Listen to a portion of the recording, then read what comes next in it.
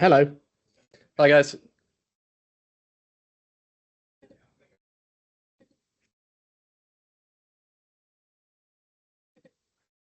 There we go.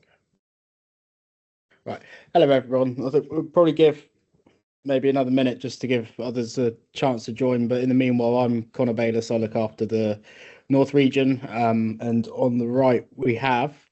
My name's Tom. I'd say I'm the senior for the London team here, cover the part qualified market predominantly, but also do newly qualified as well, which means obviously a lot of crossover with first time movers like yourselves. Cool. And ex-Deloitte. Ex-Deloitte, yes. So I was going to go to that slide. Might as well, we can leave that up as Yeah. here we are. Where we think we'll add value on this is obviously, as you can see, I worked at Deloitte only for a year, but I should be able to give you some insights, obviously, having been on both sides of the fence, knowing obviously what you guys have, the skill sets you need, and obviously what recruiters are looking for. And as you can see from this slide, Connor has been working in Multiple jobs.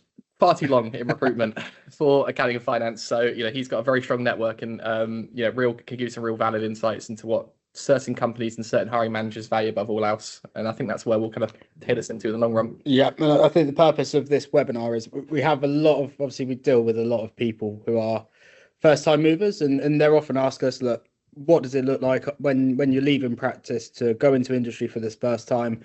How should I tailor my CV to reflect certain things? How, essentially, what's the best way to go about it in terms of CVs, getting interviews, doing the interviews, and starting? And I think we just thought it would be beneficial to basically run this to highlight some of the key things that we see on a day-to-day basis and the best way to go about it. I'm assuming that for the best part, people will be in, so we're get going in terms of the slides and stuff that we've got here. I think one of the key things that we often get asked is, obviously there's a bit of nerve as there would be with anyone changing a job, whether it's within the same thing you've been doing before or just to a different company, for example, going from PwC to Deloitte. Always have questions, right? But I think people leaving audit, going into industry for the first time, it can be sometimes daunting, and I think that there's some key things to keep in mind here, and firstly, which people are aware of, but it's something to really hone in on. I've seen it firsthand myself. It's like anti-solicitation agreements. So I had it before where a candidate was super interested in the job and they were like, yeah, actually, as a matter of fact, I've audited their accounts. I know they've got a really good culture and I know, their finances really well, which is great. And unfortunately, they actually had an anti-solicitation clause. So whilst they were both interested in each other company and a candidate, they couldn't actually go anywhere. So I think one of the key things to consider is when you're looking at companies that you want to work with or you'd like to join, just bear in mind the anti-solicitation clause. You don't want to get halfway through the process and then have to withdraw after you spent hours preparing. I think another key thing is who's mentoring you. It's really important to think, okay, fine, the person I'll be reporting into, have they actually made this transition from audit to industry themselves? And if not, how have they done it? Or how have they supported other people in that transition? And I think it's sort of really key to understand that, because the person that you'll be learning from is ultimately going to be like really instrumental in your success. So when you get through the interview process, I would say to them, how have you found, if they've done it themselves? So how did you find the transition? If it's not something they've done themselves, that's fine. Can you give me some examples of people that you've helped come from audit, go into industry, how you've helped them, how they found it? One slight challenge which I've had quite a few people say to me is, after moving from practice to industry, one thing they've sort of not necessarily struggled with, and I think every role at this level within finance, it has its own challenges, its own deadlines and stuff. But I think one thing they've found is where you're in-house, you're not necessarily providing the service as a client. I think the deadlines are maybe slightly more relaxed, but don't know how to word it. I don't know if you could help, but like in less of a really tight, you must do this for the client way. It's a lot more. Wait, it's just the nature. It's just the nature of the work. It's Yeah. fundamentally different. Just because rather than working with accounts you've already seen a million times for your client and you know how they report things, every company has different processes. Every company has different internal controls. So just because something works in practice does not mean those skills will necessarily translate into industry and vice versa. So sometimes particular skill sets like reporting periods, you might be used to a crunch time of year end. I know how bad year end is in the big four. I think I was doing 65, 70-hour weeks. You won't be doing that in industry, which you might think is great, but the level of detail you need, paradoxically, is actually more often than you'd get in audit, even though you'd expect it to be often the other way around.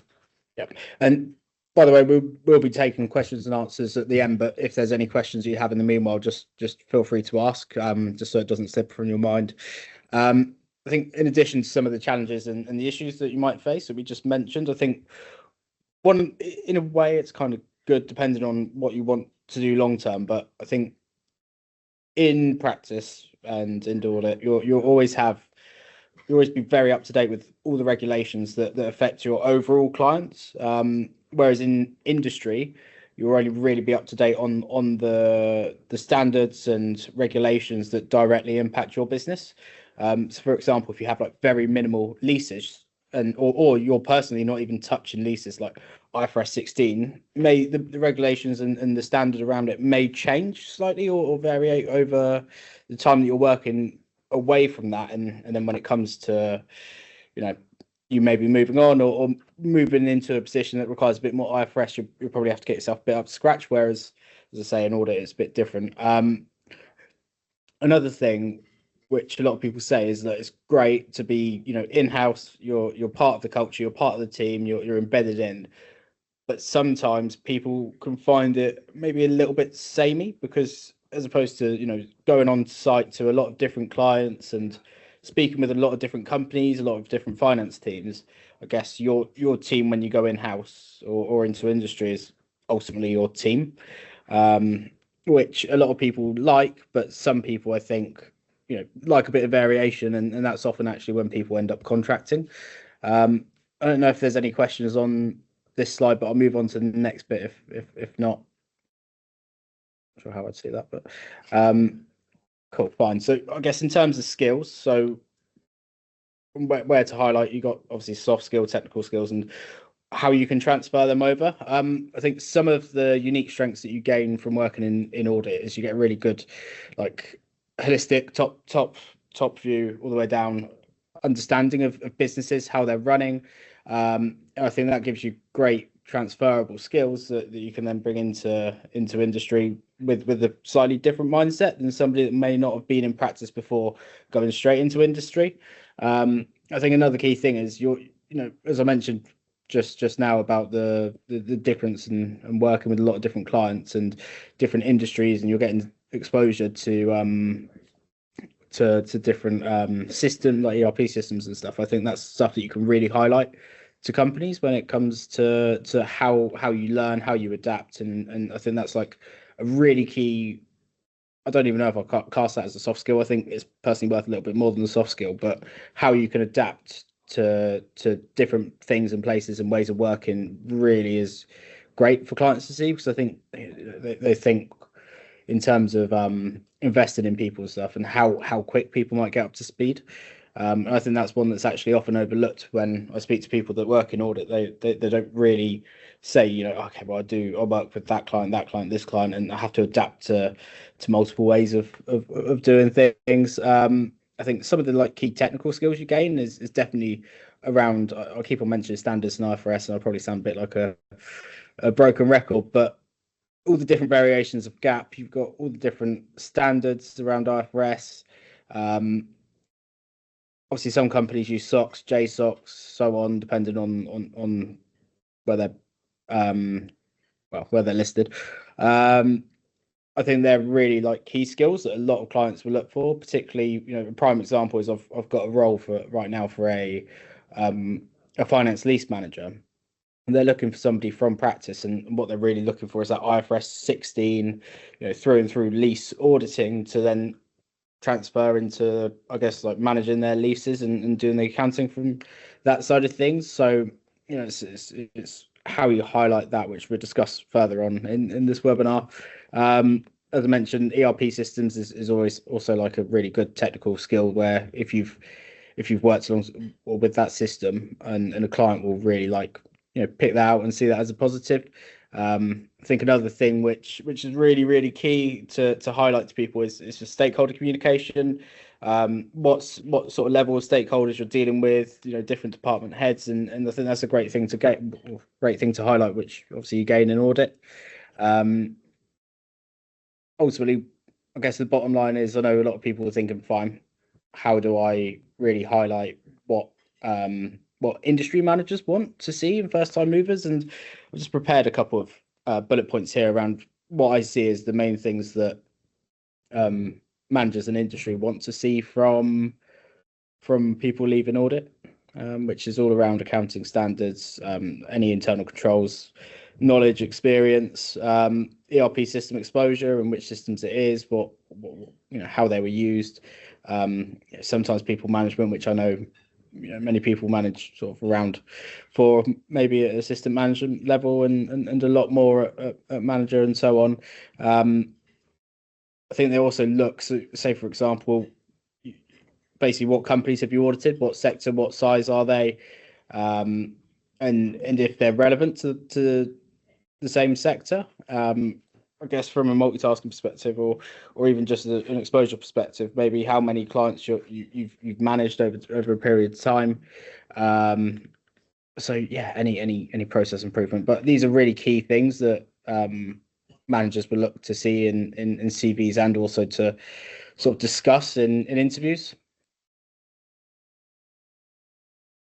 I think another thing to think about is basically how do you reframe your audit experience, and how do you structure that in your CV to really highlight your key skills. I've seen it before, and myself and Tom have seen it before quite a lot, where people will basically lead on the audit terminology, and I think sometimes it's good to sort of break that down into a more industry-based language, if that makes sense. I don't know if I use quite the right term there, but I'm sure you know what I mean.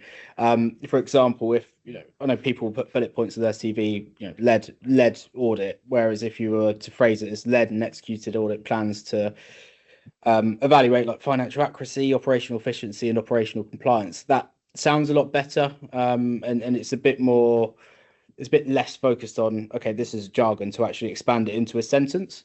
The same as audit findings. I see that quite a lot as almost like a buzzword on CV, which I think, again, rephrasing it, because buzzwords are important, and again, they'll be spoken about further in this in this. But I think it's using the right buzzwords and the right keywords. So as opposed to just saying, audit findings, if you talk about how you've delivered comprehensive reports to stakeholders, and stakeholders being a key thing there, highlighting risks and opportunities to improve financial performance, it again delves in a lot more than just, I found this in an audit, if that makes any sense. I think it's important to use industry recognized matrix.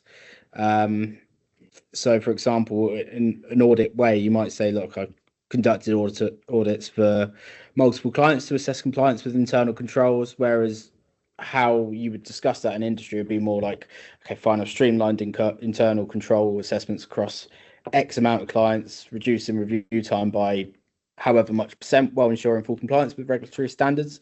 Sort of how managers would like to see basically CVs from an industry perspective. So that's where it kind of comes over to me, and Connor's already kind of alluded to buzzwords being important, and they absolutely are. It's a fine balance, which can be quite difficult to do between getting the whole sentence and everything involved, but also having those buzzwords as well, because you don't be too reductive, but also you put too much information, people aren't going to read it. So the key things that I would say you need to include, it sounds obvious, is qualifications, but you'd be surprised the amount of people who don't actually put it on their CV. They might just say qualified auditor, and often if you're doing searches, you'll be searching for CPA, ACA, CIMA, or obviously the variations of those, ICAW, etc. Really important to actually talk about the portfolio that you actually work on as well. So how big are they? How big is the company in sense of revenue, but also in a sense of, are they international, are they not? And most importantly, the sector. Because if I've seen it happen before, where a candidate I was working with had quite a generic CV, in a sense of they had lots of information and it was really good information, but they had no reference to the industries they were working in. As a result, their CV was not picked. I spoke to the hiring manager. I said, look, let me go back to them. I'll put all this information on the CV and I guarantee you'll like it, because they were only auditing basically IT and SaaS companies, and a company we're recruiting for, we're an IT and SaaS company. So it was a pretty easy fix, and they actually got offered the role when all was said and done. So it does make a huge difference in helping you stand out. Achievements, again, super important. So if you've had clear impact on a business, obviously an audit identifying material variances, or massive gaps in the framework or controls, that's a key thing to notice, because that is, especially for reporting roles, what managers are looking for. They want people who can really delve into the data, into the numbers, and see potentially where things are going wrong within that, particularly in a controls environment. Obviously, SOX and JSOX, hugely important for these listed companies. And likewise, Colin already alluded to it, but leadership. If you manage people, put it in there and actually say how they develop, they get promoted as well. Because if you're already showcasing you have that managerial skill set and you can develop juniors, that shows you can be very adaptable. And that's obviously very important when you move into the industry side of things. And finally, stakeholders, actually say who they are. It's really important, particularly if you're working cross-functionally as well. So if you're partnering with IT, operations, supply chain, legal, whoever it might be, actually put their job titles, actually put those departments in your CV as well. Don't just say you've worked with senior executives. That's fine, but obviously a lot of people have worked with senior executives in the audit industry, and that's the thing that there's a recurring theme, and why we wanted to do this webinar in the first place is everyone's CVs on paper look fine. The problem is you're competing against people, 100, 200 other people across the local area who also have very similar technical skills. So it's about finding those ways to actually make yourself stand out within that. And these are the simple things you can change to have quite a big difference on results. And that leads me to how we do things from our side. You often see a lot of people talking about artificial intelligence and how CVs are getting more and more impacted by AI. Personally, I've never come across it. We certainly don't use AI for our own searches. No companies we know do them, but I'm sure there are out there. So what you want to be doing really is specifying your CV to a Boolean search, because that is how recruiters and the headhunters will find you.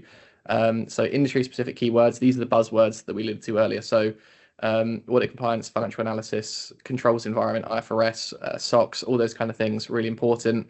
Likewise, the action verbs as well, actually saying what you did. So led this, developed this, improved this. They're the key things that people are looking for. So if I'm looking for a controls specialist, I won't just search internal controls. I will say process improvement, various analysis, actively involved, implemented this. These are the keywords I'll be using to try and find your CV, because if I put internal controls by itself, it's going to pull up hundreds and hundreds of people, and that's going to be way too much. Likewise, plain text, keep it simple. Calibri or something. Don't use Comic Sans, please. I like it as a font for what it's worth, but I know for a fact a lot of managers don't, and it just comes across as very unprofessional. Even if it shouldn't matter, you're just giving them another reason to reject you ultimately. And likewise, simplicity is really important within the actual structure of your CV, because people do put stuff all over the place. And likewise, we haven't put it on the slides, but I think it's important to say that you should put your most recent experience at the top, because I do see it sometimes where people go from oldest to most recent. And you've got to think, especially if it's internal recruiter you're talking to rather than a headhunter who's getting sent hundreds and hundreds of CVs, if they see the first result at 1995 and they think that's your last role, it gives the impression you haven't worked in over 20 years. So obviously they're not going to give you a call. Even if you're currently doing some really senior work for a prestigious firm at the moment, they're not going to register that. And I have just put in an example of a Boolean search. So this is for someone, if I was looking for a pharmaceutical person, somebody who'd audited pharmaceuticals previously, this is the kind of search I would do. So audit manager, senior auditor, internal audit manager, all those variations of job titles, large pharmaceutical companies, and obviously there's qualifications. So that should just give you an insight into what it looks like from our side when we're looking for people. To the kind of thing, obviously it's a lot more complicated than this, but this is the very first level of our search, and if we're casting a wider net, this is how it's done. And like, this is a good example of what I mean about keeping it simple. I really don't like people who use tables and columns and things, because it may look nice. I was guilty of it myself when I was first leaving industry, but the problem is when it transfers and passes onto internal ATSs and CRMs, it usually just messes up the formatting to a point where it's almost illegible. This is actually a better example. I did find much worse ones, but they weren't very nice to look at. And you can see here, it's gone from a very nice, easy table to how it's passed onto our CRM, and obviously it's a complete mess.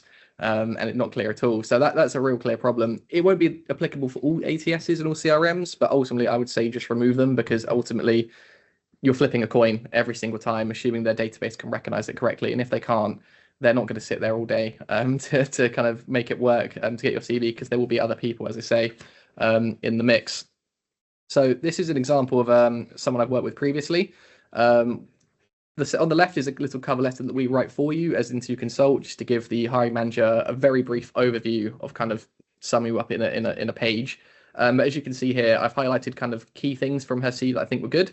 So she talks about global teams. She talks about the size of the team that she managed, how they developed, performance issues, the sector she worked in, collaborations, mentioning the stakeholders, getting involved in process improvements, budgets, and most importantly, she talks about the chief audit network as well, getting involved in that.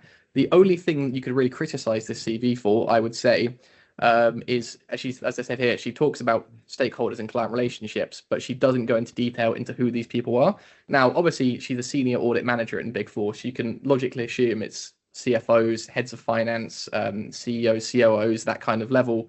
But unless you actually tell us, we don't want to make assumptions, because you know what they say about assumptions. But hopefully that gives you a good overview into how we work and obviously how we structure things as well. We don't edit the CVs, I should say. Whatever you send us is what we will send. We might change the formatting slightly, but we're not going to change the actual structure and information within the CV, because that's not within our remit. We want you to be the person to, because we only put something in there that's not right and they ask you about it and it's wrong. So we won't change anything in there apart from potentially the formatting, essentially. So for her, if I was going to craft a career summary for her, so a short little section at the top of the CV, I would highlight the key things from her. So the fact she's a very strong relationship builder, she's built those long-lasting partnerships with these clients, internal recruitment, senior leaders, the whole of the business and all of her clients at every single level.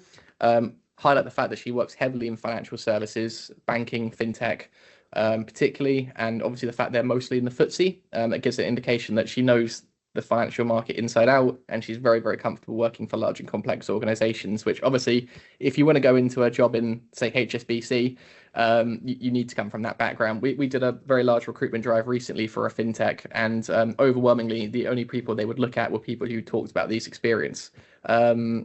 On that side of things, people who just said they'd worked in software, they'd worked in financial services was not enough. They had to actually be able to demonstrate what businesses, what value they'd added, and that's really, really important. Obviously, talk about reporting standards. I think that's going to keep coming up over and over again throughout this call. And she really kind of highlighted how effective she was at maintaining her staff as well. So she had a team of 30, and from talking to her, I know that most of those guys did stay at the Big Four, get promoted and keep working up. Most of them are still with them, and she was there for a long time and very well liked within the organization. So that helps as well. And ultimately, people you're working with now in audit in 5 or 10 years might also be hiring managers in the future. So networking, although we do it as a day job, it's really important that you guys are doing it as well, because if you maintain those connections, it will give you opportunities that potentially would be forbidden or not known about to other people. So I think that's quite important to highlight as well. Final thing I think from me to talk about at the moment is the actual interview technique. So once you've got through the door, is how you actually approach the questions, because your experience in audit, although the skills are very transferable, particularly on the technical and reporting side, it's a very, very different style of working to working in industry. So the STAR method, it's reliable. There's a reason that everyone talks about it. Situation, task, action, result. It shows a very clear way of how you can differentiate yourself, because what I often find, certainly for first interviews, people say, I've done this audit, I did this, I did that, and it's all great, it's all very technical, but it doesn't give insights to where they've personally added value. So if you go to, I identified this variance, which was actually a material difference of X, Y, and Z. We had to go through the audit trail and look through past papers to do this, this, and that, realize what the problem was, raised it, it got fixed, and you're just showing clearly how you will go above and beyond, basically, to kind of, and that helps set yourself apart. Keep it nice and short as well. Your answers don't want to ramble on like me and Connor tend to do. I'd say probably a couple of minutes at most, and that's again why the STAR method's very, very helpful. Just keeps it concise, and make sure you actually refer to the company and the industry you're actually interviewing with. If you have relevant experience in that industry, lean on it heavily. If you don't, talk about similar transferable skills you have, and even if you have never worked anything like it, make reference to their industry, their standards, the regulations they're exposed to, and the company themselves, because otherwise your answers could just be cookie cutter and applicable for anything, where you want to make it as personalized as possible. So common questions you might get, obviously, why are you looking to make a change? Can you tell me times you've added value? What stakeholders have you worked with? How familiar are you with these specific standards or controls? And one that comes up I think at every single level, doesn't matter if you're audit, transactional, or C-suite, challenging stakeholders. That comes up constantly, and obviously as auditors, I know you do a lot of it. So that's really, really important to have really specific examples where you can talk about not only how you challenge that stakeholder, but how you swayed their opinion. Because if you're going for internal controls role, half the job is changing culture. It's not just changing the processes, because you have to get people to buy into those processes as well. And if you can't persuade and challenge these stakeholders, it's never going to happen. Cool. So basically, just to finish it off with a summary and basically discuss how we can help. But I think one of the main things that you want to do is just make sure that you don't sound like every other candidate out there. There's so many, people from not just Big Four, but top 10, top 50. To be honest, every practice that they have the company, what they've been doing, and a couple of bullet points.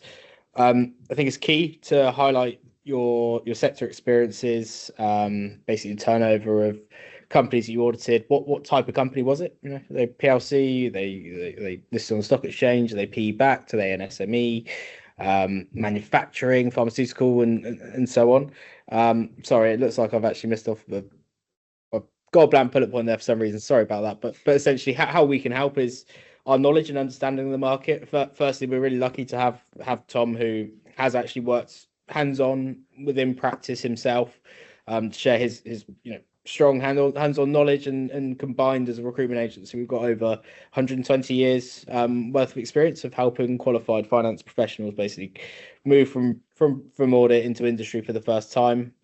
I think Tom mentioned how and actually showed an example of how we highlight key things on your CV, how we reformat it, and basically make sure that the CVs are uniform and come across in a good way.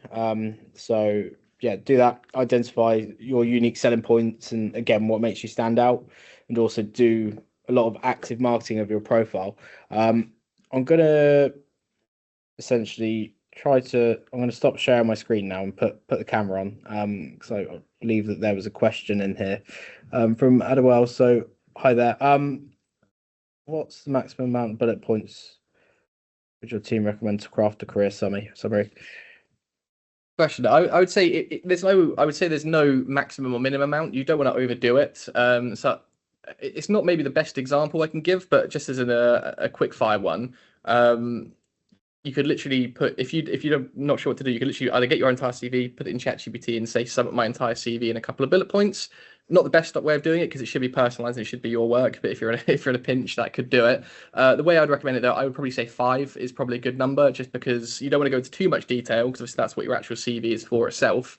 But it will give you a overview of obviously what your main skills are. So I would say 1 bullet point on the industries you've worked with, 1 bullet point on probably like core achievements, and then a few other bullet points for particular skills that you have, or transferable skills you think you could bring. But it doesn't need to be a huge part of the CV.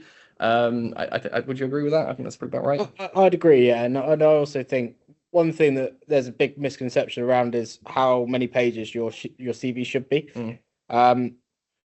I think it is right, ideally 2, but to be honest, if you need to go to 3, it's not the end of the world, as long as you're not nattering on a lot like we do, but on paper. But if your experience happens to span over a couple or a page more than what you would like, it's fine. It's not the end of the world, especially with the more experience you gain. So I'd agree with Tom's point. Just keep it all short and sweet. But if it goes on a bit longer than because I see it on LinkedIn all the time as well, and your CV should never be more than 1 page or 2 pages. Even if it's 3 or 4 pages, it doesn't matter, as long as the experience you have there is relevant.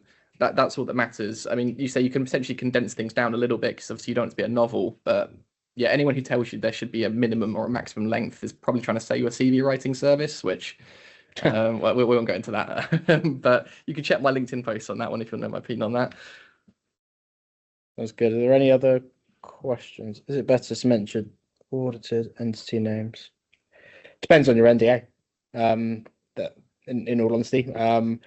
But I think if you're in a position where you're able to mention who you audited, then yeah, 100%. Yeah, unless you have a specific restriction, then yeah, definitely put it in. If you are restricted, and you're working, for example, aerospace, that's what I used to audit. you can't say I work at audit-based systems, perchance. You can just put aerospace and defense, listed aerospace and defense. That turnover. Exactly, and maybe get an indication to turnover of X billion or whatever, or multi-billions. That should be fine.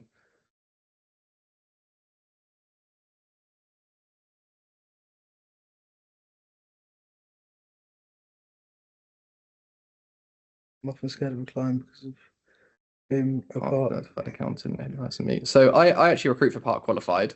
And it really depends on the nature of the role. There's no wrong or right answer to do, because a lot of roles will take finalists as well if they say fully qualified. A lot of the roles are quite flexible in those sense. So I would say as long as your skill set aligns, absolutely fine to apply, unless the role specifically states that it's looking for fully qualified CPAs or FCAs or things like that.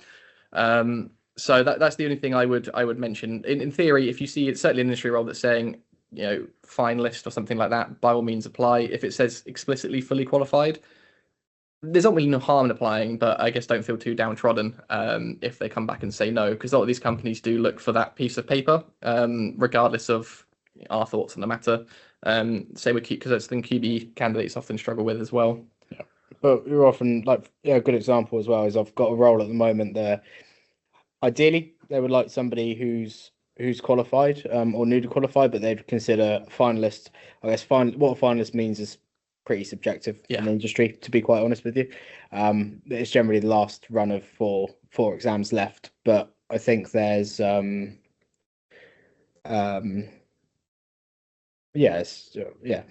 just go for it, to be honest. Apply.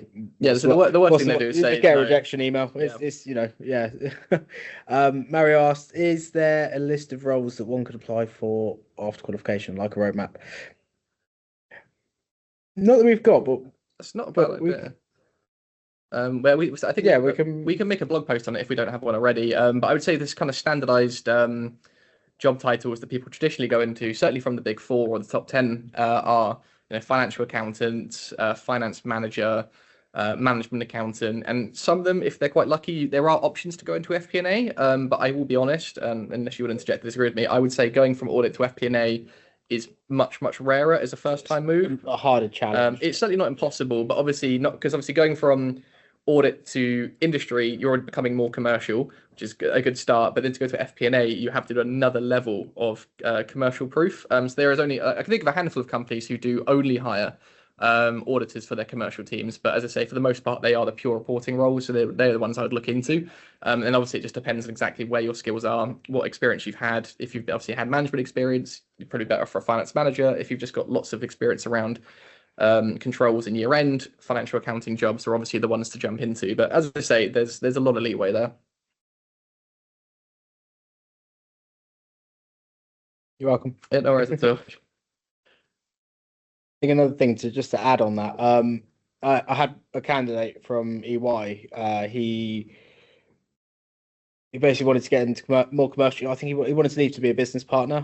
We sent him for one company. First company was like, no, not quite commercial enough at the moment. The other company were like, yeah, absolutely love him. So it's quite subjective and down to what the manager's view is.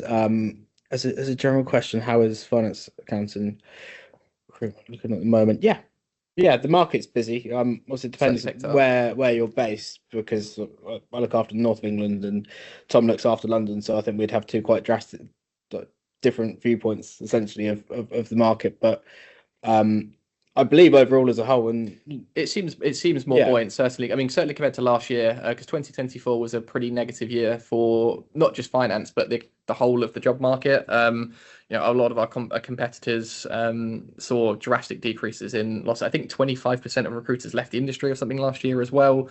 It was a bloodbath, to be honest. But this year, certainly, if we compare January 2024 to January 2025, we are certainly working a lot more roles as a collective across all our different entities than we were this time last year. So it's looking positive, but obviously we'll have to wait and see how. I think end of Q1 is going to be the decider really for how the rest of the year goes. But it's looking positive, so that should be a sign of things to come. And then requiring sponsorship at the moment, not something I have loads of experience with, to be honest. A lot of the companies we work with do struggle to offer sponsorship. For I'm not really sure why, to be honest. So The companies we are working, companies we do work with who do offer it, as long as you have the skills, they won't mind. Obviously, if a company can't offer sponsorship, it's a lot harder to say, and they are obviously few and far between compared to none. So the best thing to do is just apply, make it clear that you would require sponsorship in the future. And if a company can offer that sponsorship, obviously they'll get back to you and say, we love your CV, let's get you booked in for an interview. If they can't offer that, they should do the courtesy of saying, sorry, we can't offer this, but things may change in the future. Perfect. Thanks a lot. So yeah, I think what we'll do is everyone will receive an email just asking for some feedback. To be completely honest, Yeah. Don't know if we gave it away or not, but this is the first webinar we've ever hosted personally. So it'd be good to get an understanding of if it helped at all. And of course, anyone looking for a job, also please reach out and we'll see what we can do. We'll be more than happy to help with the job search. So yeah. Yeah, no, thanks for attending, guys. I hope it's come across as we planned it to, but I guess you'll tell us. But yeah, no, if you have any other questions, all our contact information's on our website, so don't feel free to have any questions. Just reach out to us directly. Cool. Well, I think we just got the notification actually that we're about to run out of time, so this seems perfect. Good way to end it. Perfect. Thanks very much. Hope everybody has a really good weekend, and speak to everyone again soon, hopefully. Yeah. Thanks, guys. Thanks. Bye. Bye.